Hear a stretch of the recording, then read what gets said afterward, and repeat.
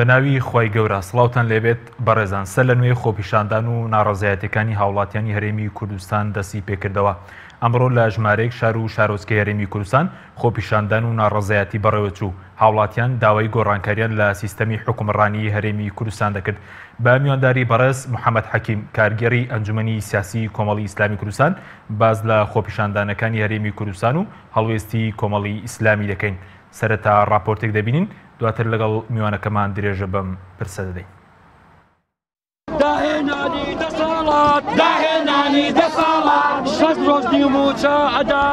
سەر لە نوێ ناڕەزایەتیەکانی خەڵکی هەرێمی کوردستان دژی خراپ بەڕێوەبردنی دەسەڵات سەریان هەڵدایەوە.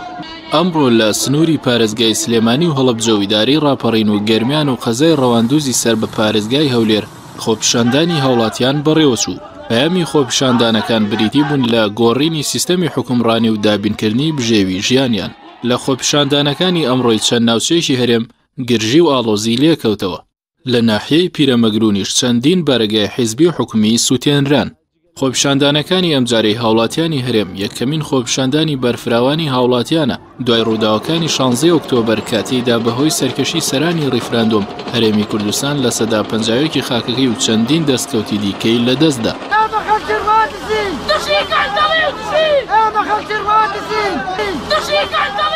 دەسەڵاتدارانی هەرێمی کوردستان بەهۆی گەندەڵی و نەزانی لە بەڕێوەبردن دۆخی هەرێمیان گەیاندا ئێستا کە هاوڵاتیان تێیدا ژیانێکی کولەمەرگی بەسەردەبەن و بەرپرسانی ژیانێکی شاهانە. ئەمە ژوای لە هاوڵاتیان کردووە بێنە سەر شەقام و داوای گۆڕانکاری بکەن. لە ڕاگەیانراوێکی هاوبەشیشدا هەریەکە لە کۆمەڵی ئیسلامی و بزوتنەوەی گۆڕان پشگیری خۆیان بۆ داوەڕاوەکانی خۆپیشاندەران دەربڕی. دوای کۆبوونەوەیان لە شاری سلێمانی کۆمەڵی ئیسلامی و بزوتنەوەی گۆڕان ڕاگەیەنراویان بڵاو کردە و تێیدا هاتووە جەخت لە پشگیری داوەڕاوەکانی کۆمەڵانی خەڵک و سەرجەم چین و توێژەکانی هەرێمی کوردستان دەکەینەوە کە بە شێوەیەکی مەدەنی ئەنجام بدرێت و دوور لە توند و تیژی.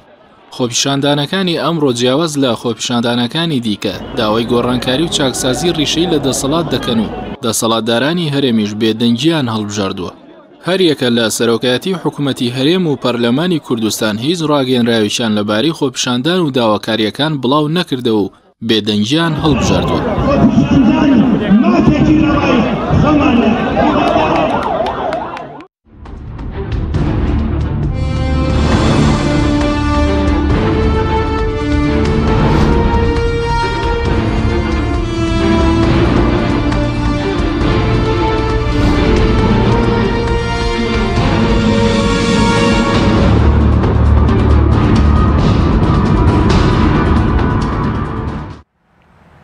دووبارە سڵاوتان لێبێت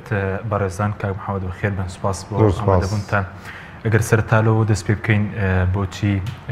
خۆپیشاندانی هاوڵاتیان هەرێمی کوردستان دەستی پێکردەوە یاخود ئەم خۆپیشاندانانەی ئێستا بەرەنجامی چییە؟ بسم الله الرحمن الرحیم. ئێمە کە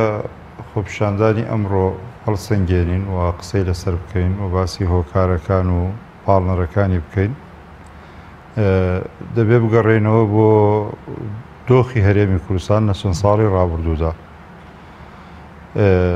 ئێمە وەک بڵێ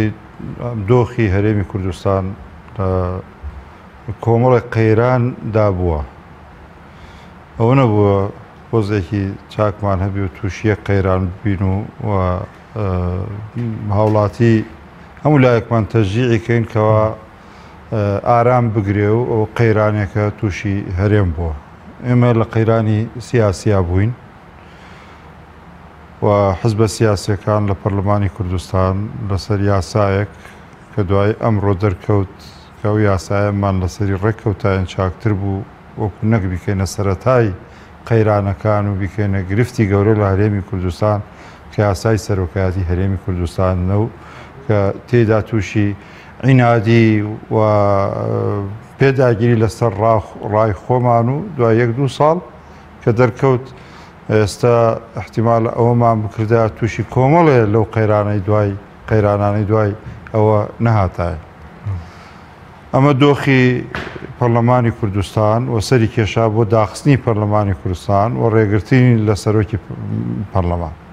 و پێش ئەوەش چین و توێژەکانی کۆمەلگای کوردستانمان و هەندێک لە حزبە سیاسیەکانیش زۆر باسییان لە بوونی گەندەڵی کردووە، بوونی نەعەدالەتی کردووە، نەبوونی شەفافێت کردووە و پشتیشیان بە راپۆرتی دام و دەستگا ڕسمیەکانی ئەوەی سەر بە پەرلەمانە یاوەی کە هەیە وەکو دیوانی چاودێری دارایی وەکو دەستەی نەزا وەکو هەر یەک لەوانە و قسەی پەرلەمانتاران کە هەموو بە بەڵگە خستویانەتە ڕوو. واتە لە وەزئی ساڵانی پێشوە گلەیی هەبوو لای هاوڵاتی کوردستان لەسەر ئەوانەی کە ئاماژەمان پێدا. دواتر ئەو قەیرانەیش هات کە خەڵکی کوردستان ئەو 4-5 ملیۆن کەسێک لە هەرێمی کوردستان مافی دەنگدانی بووە، دەنگی خۆی و دەسەڵاتی خۆی داوەتە نوێنەرەکانی کە بریتین لە 111 نوێنەر. ئەم نوێنەرانە کە نوێنەراتی خەڵکی کوردستان دەکەن ئەو کۆڕ و کۆبنەوە ئەو مەجلس و ئەو شوێنیان لێ تێکدرا بۆ ماوەی 2 ساڵ پەرلەمان داخرا بوو بە لەکەیەک لەسەر ئێمەی کورد لە دەرەوەش. دواتر ئەوە بوو لە 2015 حکوومەتی هەرێمی کوردستان نەیتوانی 4 موچە بدا لە مانگەکانی ساڵ. ئەوە بووە گرفتێک و گلەیەک لای هاوڵاتیانی کوردستان لای موچە خۆران. دوای ئەوە داهێنانێکی هێنایەکایەوە ئەویش لەبەر دابەزینی نرخی نەوت ڕوبع موچە پەیدا بوو هاوڵاتیانیش بەڵێندرا و ڕوبع موچە لە کاتی خۆیە درێ و تەواو. پێم وابوو خەڵکی کوردستان بەوەی شکر بوو کە ڕوبع موچەکە لە کاتی خۆی بدرێ. ئەوەیش ئەبینین کە ئەمساڵ ئەوە 3 موچە لە ڕوبع موچەکە ناتر. پاشەوان کە نەبوونی شەفافێتە و ئەم حکوومەتە ئێمە هیچ دەنگی نییە و بەرامبەر ئەوانەی کە ئەخرێتە ڕوو هیچ ڕوونکردنەوەی بۆ جەماوەری کوردستانیە نەهاتووە لەگەڵ جەماوەری خۆیان ئاوێتە بێ حەقایقەکان و ڕاستەکان بخاتە ڕوو. هەروەها بیسی ملیار ئەوەن دەهاتە سەر حکوومەتی هەرێم لەسەر شکاتی داناغاز و ئەمە تووشی ئەم شکستەی تر تووشی حکوومەتی هەرێم بوو. باش خەڵکیشە بینێت کە نەوت با بۆ تەواو بکەم کە نەوت کاتێک کە قەراری ڕوبع موچە دراوە نەوتی ئێمە بە کەمتر لە $30 فرۆشراوە، دوای چەند مانگێ بە $40 و بە $50، بەڵام ئەم ڕوبع موچە هیچی نەخرایە سەر. ئەمە هەموو پرسیار لای هاوڵاتیانی کوردستان دروست دەکات. بەم هەموو قەیرانەوە کە قەیرانی سیاسی، قەیرانی دارایی و نەبوونی شەفافێت و نەبوونی چاکسازی ڕاستەقینە تووشی دۆخێکی تریان کردین کە دۆخی ڕیفراندۆمە نیوەی خاکی هەرێمی کوردستان، ئەو شکستەی کە بە سەر هەرێمی کوردستانە هێنا. ئەمە هەموو هاوڵاتیانی کوردستانی تووشی کۆمەڵێ لە شۆک کردووە، ناڕەحەت بوون، هەموو تووشی هەستێریا و ناڕەحەتی و بێتاقەتی بوون کە هەموو چین و توێژەکانی گرتووەتەوە. لەگەڵ هەموو ئەمانەدا نەیانتوانیوە تا ئێستا نەیانتوانیوە گوێیان لە کەس نەکرد، نەگویان لە هێزەکانی ناوخۆ کرد، نەگویان لە هێزەکانی دەرەوە کرد و لە وڵاتانی دەرەوە کرد، ئەوەشیان هێنا. دوای ئەوە نەیانتوانیوە تاکو ئێستا بتوانن بە تەواوەتی گفتوگۆیەک لەگەڵ بەغدا دەست پێ بکەن بۆ ئەوەی کێشەی موچەی هەرێمی کوردستان چارەسەر ببێ و ئەوەیش خەڵکی ئێستا شارەزایە و شەفافێت هەیە و گوێی لێتی کە ئەزانێ بەم چوونی حکوومەتە بۆ پەرلەمانی کوردستان، ئەزانێ کە حکوومەت دەوێت پلانی ئەوە دابنا کە 5-6 مانگی تر خۆی بتوانێت شتێک بدا بە هاوڵاتیانی کوردستان. ئەوەی ڕوونە ئەوەی کە لێ کێدەن و ئەی هێن و ئەیبەن خەڵکی بێئومێد بووە کە ڕوبع موچەکەشی دەست بکەوێ. لەو لاش بەغدا کە بەرەو هەڵبژاردنەچێ و هەرێمیش بەرەو هەڵبژاردنەچێ و تاکو ئێستا بەغداش بە فرسەتی دەزانێت کە مەرجەکانی لەسەر بەغدا قورس بکە. هاوڵاتیان وەکو دەتانزانی دوای ڕیفراندۆم و دوای 16 وەکوڵێن ئۆکتۆبەر ئومێدێکە بوو کە بەغدا موچە بنێرە و لە بەغدا بکەونە ڕێکەتی. ئەو ئومێدەشیان نەما خەڵکی کوردستان تەماشایان کرد هەرێم و بەغدا ناتوانن بگەونە ئەو ئەنجامش. لێرەش باش 3 هێزی کوردستانی قەوارەیەک و 2 هێزی کوردستانی داوای حکوومەتێکی کاتیان کرد. ئەم حکوومەتە یعنی هەموو چاوەڕێمانە کرد کە ئەمە دۆخێکی تازەیە و بەسەر هاتووە ئەم 2 هێزە بە تایبەت هێزی سەرەکی کوردستان بەدەم ئەم داخوازیەوە بێت ینی چی تێدایە حکوومەتێکی کاتی بۆ ئەم حکوومەتە کاتیە هەر بۆ خۆی هەر گۆڕینی ناوی حکوومەتەکە بەن حکوومەتێکی کاتی گۆڕینی تەشکیلەکە ینی جوابەکەیان چی بوو کاکە ئێمە خۆمان کاتین بەڵام حکوومەت هەمیشەی خۆمان کاتین کاکە تۆ کاتینیت تۆ حکوومەتەکەت بکۆڕە بە قسەی ئەم سێ هێزە تەماشای مەرجەکان ینی خاریتە تەریقەکە بکە حکوومەتێک دانشین بە پەلە 5 لایەنەکە دانیشتین 6 لایە لە 7 لە کێشەمان نەبوو حکوومەتێکی کاتی ئەم حکوومەتە کاتیە کار بۆ سێ شت بکە کار بۆ ئیدارەی گفتوگۆیەکی سەرکەوتوانە لەگەڵ بەغدا کە ئەو کات بەغدا فشاری زیاتر لەسەر هەبوو لە دەرەوە کە ئەمە حکوومەتێکی گۆڕانکاریەکە لە هەرێمی کوردستانە کراوە گۆڕانکاریەکە دەبێت بەدەمەوە بچی ئەو بەدەمەوە ئاهات تەسەوورمان وا بوو کە زیاتر بەدەمەوە بێت ومێتێکیش بە خەڵکی کوردستانە دراکە ئەمە حکوومەتێکی نوێیە ئەم حکوومەتە ئەجنداکەی چییە؟ ئەوە نییە ئەم وڵات و ئەو وڵات و ئەو بکەی ئەجنداکەی لە ناو خۆیە دێم لەگەڵ بەغدا ئیدارەی گفتوگۆیەکی سەرکەوتووەکەم بژێوی خەڵک هەوڵ دەدەم ڕێگە چارەیەک بدۆزمەوە ڕێگە چارە زۆرە کاکە بەرپرسەیە ماڵەکەی بفرۆشێ ملیارێک دۆلارە 1 ملیار دۆلارە ماڵەکەی بفرۆشێ ئێ باشە باسی ئەم سێ ڕوبعموچەی پێدرا خۆ ئەمەی کە نەدرا ئەم سێ مانگە باشە سێەم خەڵک ومێدی بە هیچ نەماوە بەچی سێەم ڕێگە ئەوشەوە کار بۆ هەڵبژاردنێکی پاک و بێگەر دەکەین کە ئەبیستێ ئێستا دەبێت 3 مانگتر هەڵبژاردن بکرێ بەچی میکانزمێک هەڵبژاردن بکرێت خەڵکی یعنی کۆمەڵێ لە ناومێدی ڕووی لێ کردووە ئەو خەڵکە بڕات هەبێ کاکە حەکیم من پێم وایە هەمووی خواخوایەتی ئومێدێک ینی خۆی گەڕێڵێ ئەڵێ ینی جار وایە خۆی لەوەیە بەدە ساڵادار وڵێ ئومێدێکم پەری ئەمە بکە بە ئومێد و بمەرەوە یەک ئومێد بۆ خەڵکی کوردستان نەما بۆیە خەڵک کاک محەممەد و کوێزە سیاسی هیچ ئومێدێکتان بەم دەسەڵاتە نەماوە ئێمە بەم دەسەڵاتە وەکو ئەم کام دەسەڵات ینی کام ئەم حکوومەت و ئەوە ئێمە دیارە خاوەنی ئەو پێشنیارە بووین کە حکوومەتی کاتی پێیان ناکرێسە هەڵبژاردن وەرن هەڵبژاردن بکەین بەڵام پێش هەڵبژاردن دەبێت ناوی ئەو دەیان هەزار مردووە و دووبارە و ئەوانە دەربێنین کەس نەکێمە ینی دەنگدەر هیچ ئومێدی بە هەڵبژاردن نییە ئەگەر بزانێ ئەو نەچێتی شەردەنگەکەی بۆ ئەدرێ ئەو ینی لە 2056ەوە ناوی مردوو دەرنەکراوە لە قەوائمی دەنگدەری هەرێمی کوردستان ئەمەش کۆمەڵێ ناومێدی بە خەڵکی هەرێمی کوردستانەدا زۆر باشە بەزەگەر باسیەوە بکەین کە بەڕێزت باسی هۆکارەکان کرد کە بەرەنجامی ئەم دۆخن کە خەڵک خۆپیشاندانی کردەوە بەڵام ئێستا بۆ چوونێکەیە دەڵێ مەسەرەن ئەو بارودۆخێکی ئێستا هەیە 5 هێزەک کە ناوی 5 هێزەک هەمویان لێی بەرپرسیارن ئایا ئەمە وایە کە هەموو هێزەکان بەرپرسیار بن کاکە حەکیمیان ینی ئەوە خۆی وەکۆڵێ کەلیمەت و حەقین یوراد بها باطل ینی بەڕاستی ئەوە نەخشەی هەندێک لە هێزەکانی ناو 5 هێزەکەیە لەگەڵ هەندێک هێزی کە ینی ئەو پروپاگەندانە دەکەن بۆ ڕەوایەتی بە خۆیان بۆ پەیداکردنی دەنگ و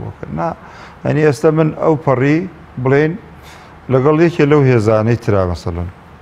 ئێمە سێ هێزین وەکو لە هەندێک ڕۆوەکو یەکین ئەشوبهێنە یەک کە ئێمە لە حکومەتا بەشدارین لە حکوما بەشدار نین کێ تەفاسیلی پارە و پولی هەرێمی کوردستانی لایە کێ دۆسەی نەوتی هەرێمی کوردستانی لایە کێ عیلاقاتی دەرەوەی لایە کێ مەلەفی پێشمەرگەی لایە کێ مەلەفی زانیاری و پاراستن و ئاسایش و ئەمانە بەدەستی کێن کێ ئەوانە ئەجوڵێنێ ئای باشە ئەم نوێنەرانەی ئێمە قەتوانیوانە پێشمەرگە بەشدار بن لە قەراری پێشمەرگە جوڵاندنە ئایا ئەم مێزانەیە بەشدار بوون لەو اتفاقی لەگەڵ ئەمریکا کراو کە ینی دەبێت دوای ڕزگارکردنی مووسڵ بکشێنەوە لەو منتیقانە باشە ئەم نوێنەرانەی ئێمە لە قەرارێکی مەسیری حکوومەتی هەرێم بەڵێ ئێستا ئێمە وەزیرمانە ئەمڕۆ کەعەبسا توێ لە ئیشوکاری خۆمان جۆرێ لە دەسەڵاتم بۆ لە وەزارەتی زراعە وەس ئایا زراعە سێکتەرە هەستیار و گرنگەکەی هەرێمی کوردستانە نەخێر لەبەرەوە ئێمە بڵێن ئێستا لەوەی جیاوازیمان لە هەندێش لەگەڵ گۆڕایان لەگەڵ یەکگرتو ئایا زوڵم نییە من بڵێم یەکگرتو لە حکمیش بەشدارە لە حکومت بەشدارە بەس ئایا یان گۆڕان کە بەشدار بڵێنە لە حکوم بەشداریانی ئەوەی کەوە دەڵێ لە حکومت بەشدارن ئێوانی کە حکومەکان بەدەستە حکومەکان بەدەستە خۆ دەزانن یعنی پارتی بە دەرەجەیە کە هێزێکی گەورەترە لە ڕووی ژمارە شۆ لە یەکێتی نیشتیمانی کوردستان و پاش شۆ یەکێتی نیشتیمانی کوردستان بەڵێ زۆر باشە سەبارەت بە خۆپیشاندانەکان ڕێی ئێوە چێ لە سەرم خۆپیشاندانەیەکی ئێستا لە کوردستان ئێمە یەک پشتیوانی ئەوە دەکەین کە وڵاتیانی کوردستان وڵاتیانی عێراق هەر وڵاتێک بەتابەت کە ئێمە لە هەرێمی کوردستان و تەوجیهەوەکەن مافی خۆیانە لەو هەموو قەیرانەیە ناڕەحەتێکی خۆی دەرنەبڕێ ناڕەزایەتیەک دەرنەبڕێ ئەیتە چۆن فشار بخاتە سەر دەسەڵات ینی بە چی شێوەیە فشار بخات ئەمە پشتیوانین کە پشتیوانیان ئەەکەین لەو ڕۆوە مافی خۆیانە کە بە شێوازی مەدیانیانە و ئاشتیانە داهای داخوازی خۆیان بکە و فشار بخەنە سەر و هەر ڕێگایەکی مەدەنی بگرنە بەر بۆی فشار ببێتە سەر دەسەڵات بۆ ڕێگاکان دیار و ڕوونن وەڵام ئێمە بەڕاستی هەڵکوتانە سەر بارەگا و سوستانی بارەگاکان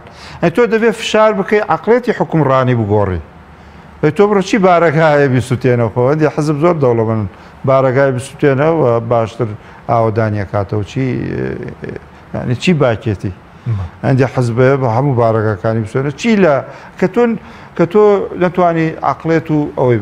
کاکە ئەو دۆخە گەورەی کە ڕوویدا لە هەرێمی کوردستان ئەوەی کەوا دوای گرتنی ئەو ناوچانەی جێناکۆکۆوانە لایەن سوپای عێراق و حەزی شعبی هاتە ئاراوە ئەوەی کە بەسەر دووسخور هاتووە ئەمە کە هەندێک لە دەسەڵات ڕانە چەڵەکێنەیە ئیتر یعنی ئێمە کە داعشی لەگەڵ هەندێکیانە ئەڵێ نەبای دیوە نەباران هیچ نەبووە و لەجا قسەی وەکو جارانە و ئەوە ینی قسەکان ینی گفتەکان ئەو لێدوانانش لەو ماوەیە بۆ خەڵک درراوە هەمووی ئومێدبەخش نەبوون هیچ بەدەمەوە هاتنێک نەبووە بۆ هۆکاری چێکە بەدەمەوەیان یاخود هیچ گۆڕانکاریەک ناکرێت پەیوەندی بە کۆمەڵگاوەیە کە کاکەمە ڕۆژە لە مەجلیسێکی ینی ئەو کاک میری شتێتی ئەوەی میری دکتۆر کۆبنەوەیەکی ڕێخستە بوو ینی مەسەلەن ئێمە کە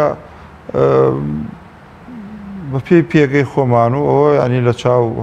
هەمووەکو حزب ینی بە تەرتیبی ژمارەی پەرلەمانتارانمان پێنجەم حزبین وانە من ئاماژەمان بە ژیانی بۆ من بە ژیانی سیاسی خۆمە ئاماژەم بە یەک دوو هەڵی خۆمدا و هەڵام کردووە و لێدوانێکی ئەڵە بوو احتیادیەوە نییە ئێمە هەڵی گەورە ئەکرێ ینی پیان عیبە لەسەر شاشێتە بۆ جەماوەری کوردستان داوای لێبوردنیەک ینی دان بە هەڵی خۆتا بنیەی تۆ وەرە ئەگەر ئێمە باشە ئەم نسکۆمێمان بکردا بە سەرکەوتن نەمانەتوانی پێی گەورە بووین نێمانتوانی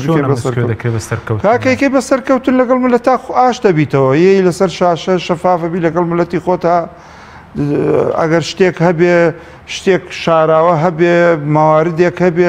هینێک هەبێ خۆ کاکەی منە بنکمانێ و نە سیستەمی بنقیمانێ لە هەرێمی کوردستان عێراق گاڵتەی پێەکەین بنقی هەیە و 70-80 ملیار دۆلاری هەبوو لەو ناڕەحەتیە لێی سەرف کرد و ئێستا گەیشتە چل عێراق میزانەی 2016 لەسەر 40 دۆلار دانابوو نەوتی فرۆش بە 50 هەندێک ملیار دۆلاری هێناوە زامێستا 44-45 ملیار دۆلاری لە بنکایە واتە پار نهاتووە ئەو زیادای کە لە نەوتی نرخی جیاوازی نەوت لەگەڵ میزانیا بۆی هاتووەتە پێش نەهاتوە سەرفی بکاو لە شترا سەرفیکە خستوێتە سەر ئەو احتیاتە ئینەی کە نەقدیەی کە هەیەی لە بنکە بۆیە چلەکە ئێستانەوە 3-4 ملیاریش بێ هەڵی ساندۆتەوە بەرزی کردوێتەوە ئێمە نازانین نە پارەمان لەکوێ و لەکوێ نییە و ئەڵێن مەسەڵەن حزب هەیە لە وڵاتێک ینی هەر لە شارێکی وڵاتێکە 100 میلیۆن دۆلاری داوەتە پارچە عەرز و کڕیوێتی نازان بۆ خەڵکێک لەوێ باسی کردووەڵێ بە بەڵگە و مستەمسەک و دەستگای ڕسمی ئەو وڵاتە بوو بەڵگەی پیاوە دەستگای ڕسمی ئەو وڵاتەی کە بە دوای لە هەندێک لە وڵاتانی ئەوروپا و ئەمریکا دەستگا هەیە موسسە هەیە خۆی کەسابەتی ئەوەیە ئەڵێ وەرە من بە دوای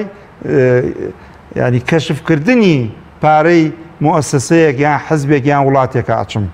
وەرە بە پارە و شت بۆکەم ئەو یەکێ لەوانە مەسەڵەن قسەی کردووە کاکە دەم ئەمانەتان بێناوە بڕێ لەمانەتان بێنە بڕێ ممتەلەکات پارانەی کە برانەوە دەرەوە بهێنرێنەوە نازاوە مەلەفە حەزەکەم ئەو مەلەفە منە ئاماژایەکەم پێدا ئەوە بێمە پەرلەمانتاران و کاکە کاک دکتۆر بەرهەم لە یەنارتی باسی کرد باسی نەکرد پارە چۆتە دەرەوە خۆ سەرۆکی حکوومەتە ئەو زۆر لە من زیاتر زانیاری هەیە ینی لای ئەو لای پەرلەمانتاران و لە بەغدا و نەکەین کوردستان نە کوردستان بەغاش پارەی بردوۆتە دەرەوە ئێوە بەشی خۆتان زانیاریتان هەیە لەسەرەوە مەسەلەیە ئەو ئەتوانی جەناب لەگەڵ میوانی ترەوەیە منەوە زۆر تەفاسیل ئیشی من نییە من هەر ئاماژەیەکم پێدا من بۆ ئاماژە و کوڕەخنە ئەڵێم خۆزگەوایان بکردایە خۆزگەوایان بکردایە ئێمە ئەمڕۆ جەنابی مەحمەد باپیریش تاکیدی کردەوە ئێمە ئەم بۆ ناکەین يعني حقي خومان اما جمعيه خيرين حزبي سياسيين حزبي سياسيين حقي خومان بامانجي خومان بقين وده صلاتي شكل امانجا كان معنا ناي شارينه بلام كاكا ورن امانه بكن ايما لحكومتي جنامينين بيدن ابين تيتانا كاين ورن شاك ساسي انا بكن يستجنا شو تو ان بيكن يسارم شو تو ان دسي بي بكن لكم لتا اخوي انا عشكنو ما بس ما بكرين سر ئەوەی کە من وتمەتەکرا جاروا ئەتوانی نسکۆ بکەی بە سەرکەوتن نسکۆیە تێی کەوتوی کەی بە سەرکەوتنی سوادە لە هەڵەکانی پێشەکەی بەڵام ئێمە بەداخەوە ینی دائیمەن ئەو عینادیەی لەسەری ئەڕۆین و درێژەی پێدەین باسی بێومێدیت کە خەڵک بێومێد بووە لە دەسەڵات بەڵام خەڵک چاوەڕێ ئێوە دەکات بۆ نمە زۆر ڕخنە لە ئێوەکو کۆمەڵی ئیسلامی وە بزنەوەی گۆڕانێکی بۆ قیادەی مەسەلەن خۆپیشاندان ناکەن لێرە لە هەولێر زانی چۆنە کاکە ئێمە دەبێت ڕێگایەک خۆپیشاندانێکی لە ڕێگاکانە یەکی لە ڕێگاکانە ینی تۆ ئێستا خەڵ بۆ خۆپیشاندان دەکا لەبەرەوە ڕوبعموچەکەیشی دەست ناکەوە نییە دەبێت کاتێت خۆپیشاندان ئەکرێ بە من بەس بگەی کاکە ئەم بارەگا سووتان و ئەم بەردوەشانن و ئەمانە بەڕاستی یعنی کە ڕێژەیەکی کەم لە خۆپیشاندەرانەیکەن خزاون هەندێک خزاون وانە لەوەیە بۆ مەرامێک بۆ بەرژەوەندی ئەوانەیە کە تۆ دەتەوێت گۆڕانکاری لە عەقڵەتی حکومڕانیانە ببێ ئەڵێنە ئەوانن فەرمون ئەوە تا ئەوە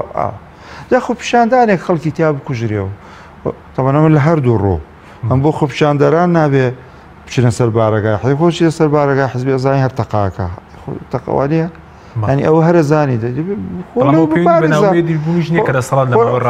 خۆلەوە بپارێزەوە هەم ئێمە چاومان و داوامان لە هێزە ئەمنیەکانە لە هێزەکانی پێشمەرگەیە کە بەڕاستی نەکەونە ئەم ملمولانیەوە لەگەڵ جەماوەری کوردستانە داوامان لە هەردوو گیانەوەی قسەی هەردووکمان ئێمە گۆڕانژ ئەمڕۆ ڕوون بۆ و داوای ئێمە ڕوون بۆ کە دەبێت خۆپیشاندان بێت توندیژی بێ و ئێمە کاتێ تۆ ئیدارەی خۆپیشاندان دەکەی دەبێت تۆ وەسایلەکانی ترت وایەنە یان دەبێت خۆپیشاندان بتگەێنێتە ئامانج پێمان وایە ئەمانە خزمەت بۆ ناکە ئێمە پێویستمان بە دۆخێکی ئارامە کە بزانین لەم چەند مانگەیە بتوانین لستی دەنگدەران پاکەینەوە و هەڵبژاردنێکی پاک و بێکرد بکەین بشکەم هێزەکانی تر و کۆمەڵی هێزی تر بتوانن گۆڕانکاری بکەن وانە باش ئایا ئەمە خزمەت بەم دۆخە من ناڵێم خۆپیشاندان هەموو ڕۆژێک خۆپیشاندانی هێمنانە ئەمڕۆ 10,000 کەس بۆ 100,000 کەس دابەزێ هەمە بێتە فشار و هەم داخوازەکان ئەگەیەنرێ بەڵام بارەگای لێرە بسووتێنە و کوڕێک لێرە تەقەی لێ بکرێ ئەم شەهید بێ و ئەو بریندار بێ و ئەمە سیمایەکی ناشرین دەداتە خۆپیشاندانەکە و خۆپیشاندانەکە لە ڕێڕەوی خۆی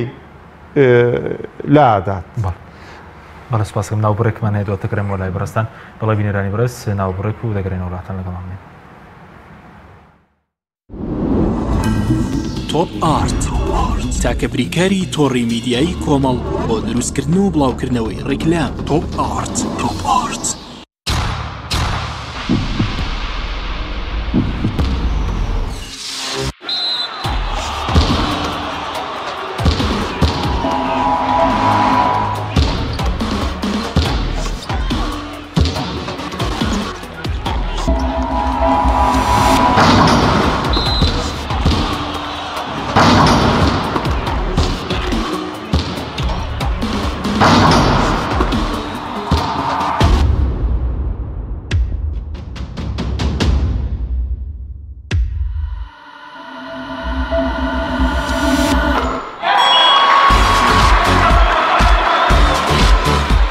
سەرکەوتنە گەورەیە تەنها شیری وشکی ئاڵتونسای تەمێکی ڕاستەقینە و 100% سروشتی نۆشی کەو هەمیشە بە بەهێزی بمێنەرەوە.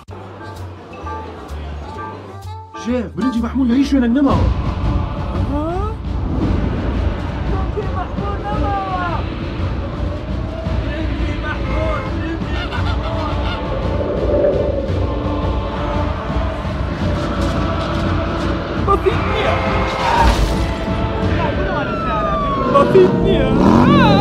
بسيط نية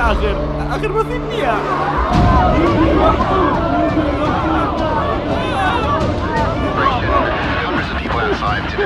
سهل بازار كان برنجي محمود نمو يلا لك إلى دزداو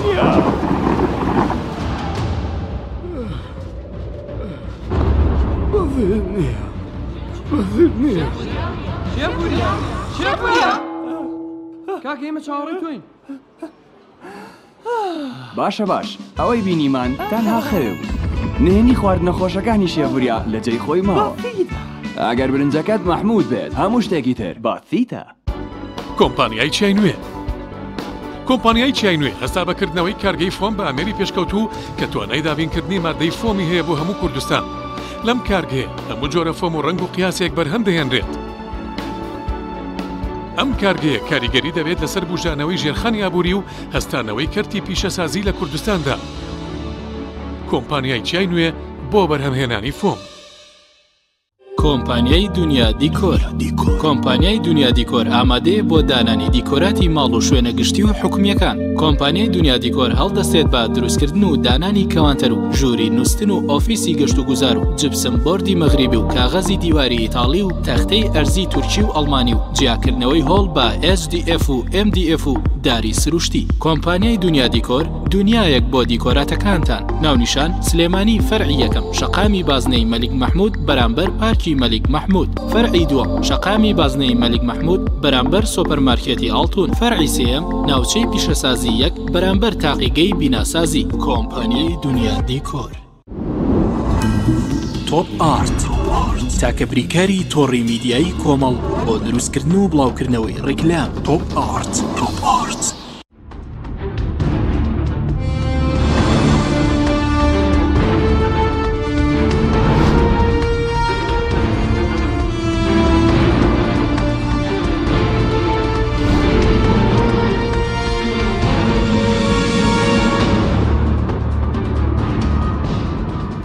دووبارە سڵاوتان لێبێت بەڕێزان کە مححمەدی گەبڕین و لای بەڕێستان ئەمڕۆ ئێوە کۆبوونەوەیەکتان ئەنجامدا لەگەڵ بزوتنەوەی گۆڕانە لە کۆبوونەوەیەکدا لە کۆبوونەوە چ بڕیارێکتان لە ڕاگەیەندراوەکەتاندا تەناشتی گشتی باسکراوە هیچ بڕێکتانداوە کە باز نەکراوێت لە ڕاگەیەندراوەکەتاندا؟ ئێمە لەگەڵ بزوتنەوەی گۆڕان هەندێ تەوەری سەرەکی لەسەری ڕاوەستاین دۆخی هەرێم خۆپیشاندانەکان عێراق و هەرێم نهاتنە پێشی حکومەتی هەرێم دەسەڵاتی ناوانەی لەو پرۆژەی کە پێشکەشمان کردبوو کە حکومەتێکی کاتی بوونمان لە حکومەت و نەبوونمان و ئەمانە ئەندێ تۆر بوون لەگەڵ گۆڕانە باسمان کرد و کۆبنەوەکانمان درێژیان هەیە لەگەڵ گۆڕانە و خەڵک زۆر ڕەخنەتان لێ دەگرێت کە دەڵێن هەنگاوەکانتان سستە بۆ نمونە دوای ڕووداوەکانی 16 ئۆکتۆبەر خەڵک چاوەڕوانی زیاتری لێ ئێوە بوو بۆ دەربازبوونی ئەم قەیرانە ئێمە هەنگاوەکانتان سستەیە پەیوەندی بە چیەوە هەیە؟ ئێمە وەکو کۆمەڵی ئیسلامی کوردستان یعنی پێگەی خۆمان حەجمی خۆمان لە بەغدا لێرە ئەم وایە ینی وەکو خۆمان هەست ناکەم هەنگاومان سست بێ وەکوەنگی خۆمانناوە گۆڕانکاری بە عامەکرێت بە جەمعی زیاتر و ئەوانە دەکرێت گۆڕانکاری گەورەتر و هەنگاوی گەورەتر بۆ دۆخی هەرێمی کوردستان دەبێت لەگەڵ ڕەفیقەکانیش لەگەڵت بن و ئەو هەنگاوانە بنی. باشە لەبارەی حکوومەتەوە زۆر ڕەخنە لێوە دەگیری بۆچی لەم حکوومەتە ماونەتەوە لە کاتێکا ئەم حکوومەتە نەموچەی پێداوی نەکرێت نە خزمەت گوزاری شکستی هێناوە کەی وەڵامی و پرسیارەی خەڵک دەدەنەوە. ئێمە ئەو باسە ماهەیەکە لە کۆمەڵی ئیسلامی کوردستانە ینی جۆرە لە پرێنەمان بۆ گرتن ساڵی پێشوو ینی پرسێکە لە کۆ هەر جارە و کە شتێکی ئێتە پێش بەڕاستی مەسەلەن شەڕی مووسڵ و ئەوانە هاتە پێش کە لە گەرمەی باسکردنیا بووین دواتر ئەلم ڕیفراندۆم و دوای ڕیفراندۆم ئەمانە وتمان بەم پرۆژێ بزانین دێنە پێش لەمانە حکومەتی کاتی و ئەوانە بۆیە ئێستش لە تاوتوێی گەرم و تەواو داین کە ئەو پرسە کۆمەڵ ئیسلامی قسەی جدیوان تێدا ئەبێ و بە چ بارێ قسەی جدیتان تیابێ جا من ئێستا خۆ ناکرێ ئێستا بۆ جەنابی ڕاگەیان ئەیبیستیوانەی کە هەر کەسێ پەلەی ئەوەیان بێ ینی حتمما وەڵام دەبینن وەڵامی ئەوە دەدەین کە کۆمەڵ لە حکومەت دەمێنێت تویان دەکشێتەوە ماوەکەی چەندە بۆ نمونەکەی بیستین ئەوە ئەمێنێتەوە بۆ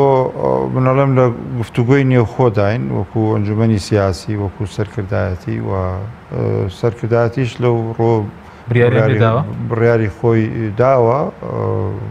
بڕیارەکە لای ماوەیەکە لای ئەنجومەنی سیاسیە بڕیارەکە چی دەتوانی بۆمان ناڵێم ئێمە بڕیارەکە بە یەک تەرفانیە ینی ئەم پرسە دراوەتە دەست لەبەرەوە لە ئەنجومەنی سیاسی هەڵبژێڕاوی کۆنگرەی کۆمەڵی ئیسلامی کوردستانن دەسەڵاتە سیاسیەکان زیاتر لای ئەنجومەنی سیاسیە نەک بڕیارێک بێ ئێمە تەنها ڕایگەێنین ڕاگەاندنی بڕیار ئەوەین تۆڕی میدیایی کۆمەڵە هەرکی ئەمە نییە ینی بەس ڕایگەێنین بەڵێ ینی وتەبێژی کۆمەڵی ئیسلامی و کاتێتە سەر شاشەی تەلەڤزیۆنەکە ئێوە ڕایدەگەێنێ ئەنیواتە شتێک نییە بڕاگەاندنی دراوە دەسم نە ئەو پرسە دراوتە دەستێمت بڕیاری تێدا بتین بەڵێ وەزیرەکەتان هیچ لاریان نییە بۆ پابند بوون بە بڕیارەکەیەوە وەزیر کۆمەڵی ئیسلامی هەر لە سەرەتاوە ئێمە کەسێ بێتە وەزیر و پەرلەمان تا زۆر تاحودی لێوەردەگرین حەز بەر کات بیاوێ بڕیاری کشانەوە و لادان و ئەوانەی ئێدا و واژوویان کردووە و ڕایشیان گەیاندووە لە چەندی مناسبەیە کە ئەوان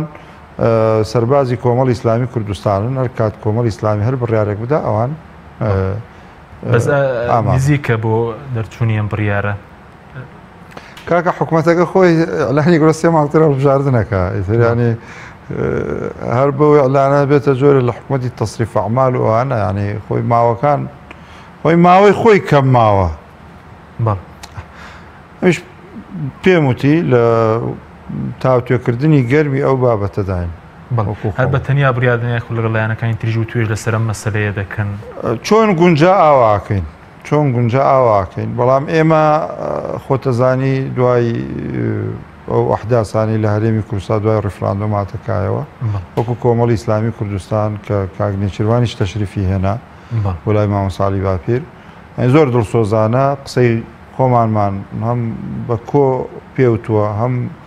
وەزیرەکانمان تایبەت کاک عەبدولستار کە بەرپرسی تیمی وەزیرەکانی کۆمەڵی ئیسلامیە دڵسۆزانە ڕاو سەرنجی خۆی بە کاک نێچیروان و کاقوباد و ئەوان وتووە و هەم حەقەتەن مامۆساعەلی باپیر کە دوو بە دوو لەگەڵ کاک نێچیروانە دانیشتووە دڵسۆزانە ئێمە ئامادەیمان دەرپڕیوە ئەگەر بە شێوازێتر حکومڕانی ئەکرێ لە هەرێمی کوردستان نەک وەک جاران و بە سوود وەرگرتن لە هەڵەکانی ڕابردوو ئێمە توانینەوە کات هاوکار و پشتیوان بین تێشیان نەبینە هاوکار و پشتیوانە بین بەس بەداخەوەی کە بینیمان تەسویف و ئیسفادە کات بەڕێکردن و یعنی هیچ شتێکی دڵخۆشکەر ئەوە بوو کە لە جیای گاڵتەکردن بە حکوومەتی کاتی لی بێتە بە حکوومەتی کاتی کرد منەوەی بیستم بڵێ ینی هەر خۆمان کاتی هەر خۆمان کاتین و ئەگەر حزبێ دەوێ وەزیرەکانی بگۆڕێ بابی گۆڕێ و کەکەوە نەبوو باشە بەڵام تۆ دویست ئەمە مانوێست ئەمە زۆر جار هیچ چۆنە ئەم برادرانە ینی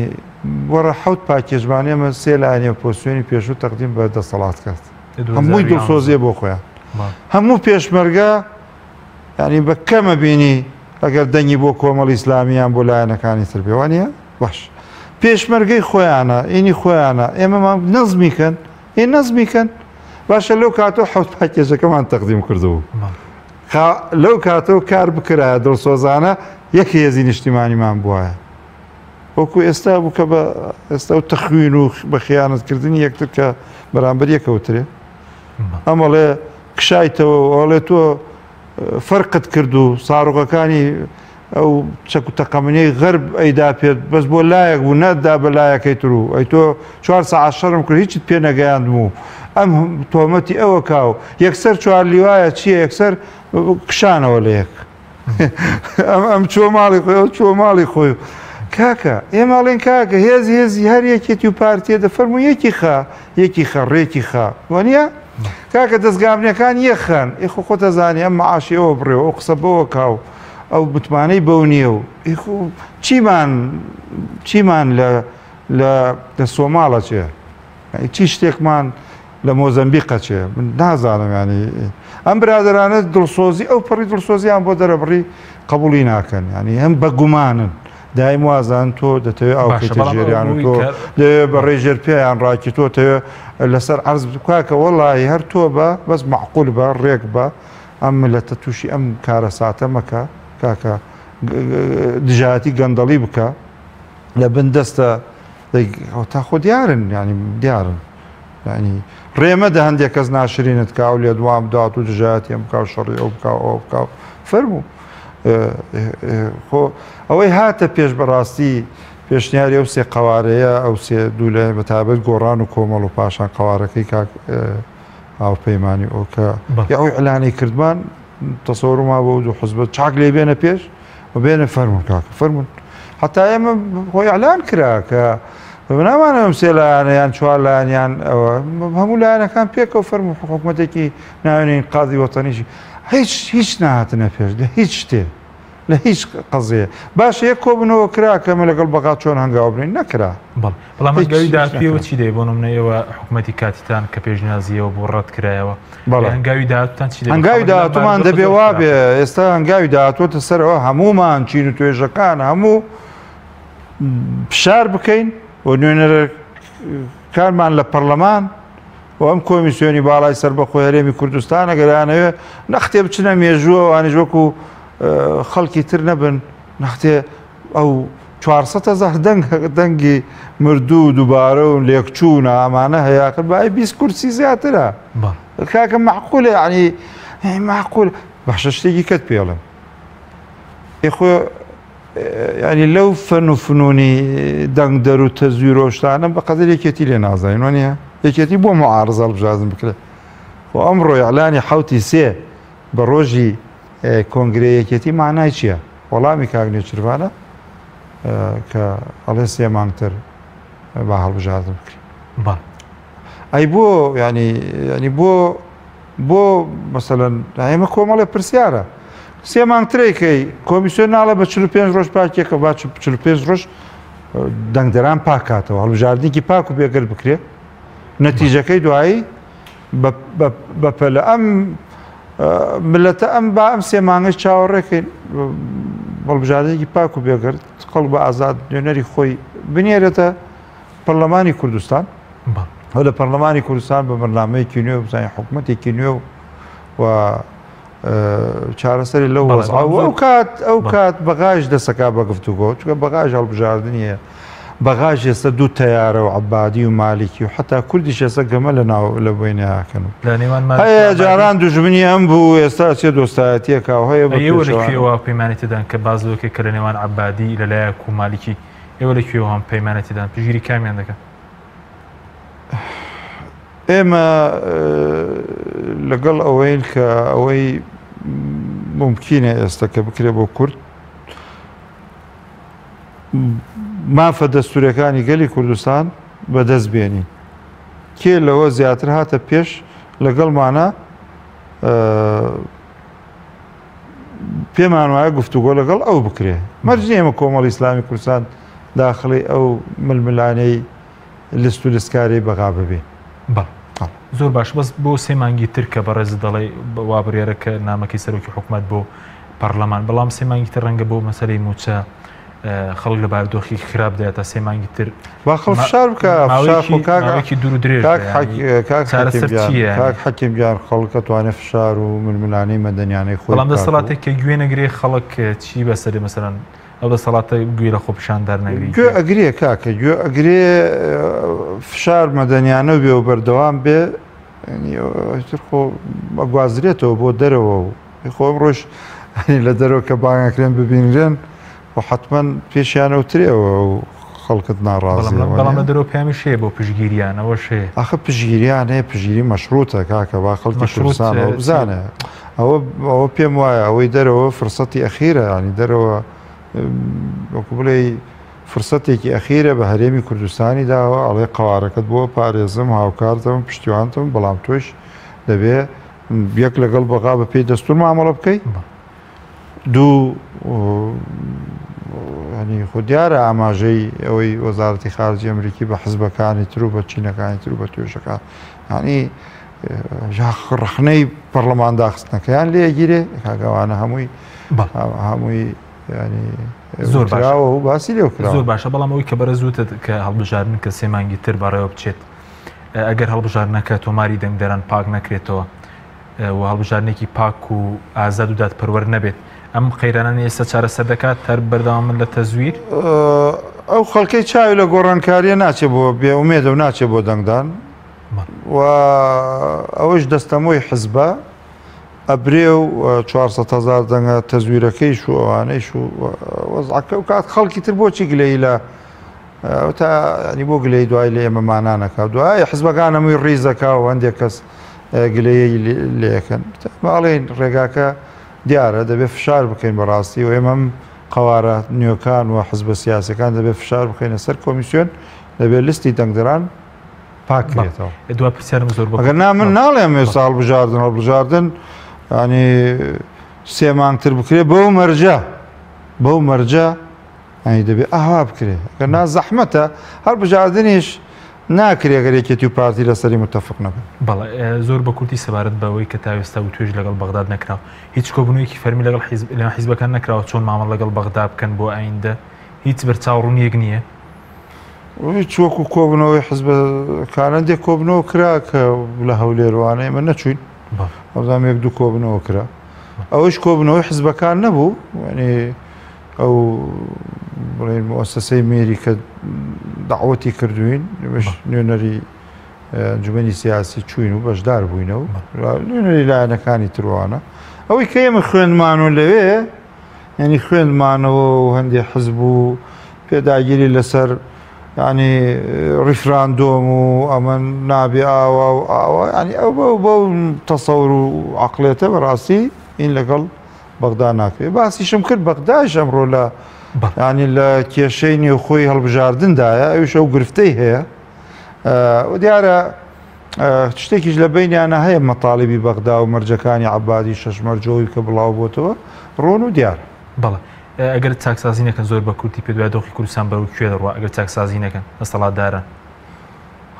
فەوزا بەرەو فەوزا ڕوا بە کەسمان زەبت ناکرێ و بە کەسمانەوە ناکرێ و دۆخێکی